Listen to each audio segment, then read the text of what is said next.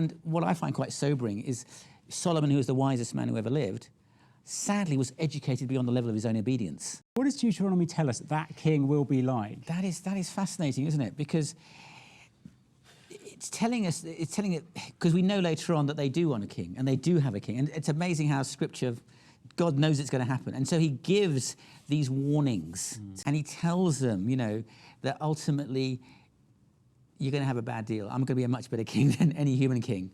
And tells them that he mustn't do certain things. You know, he mustn't have many wives. He mustn't get horses from Egypt. He mustn't amass gold and wealth for himself.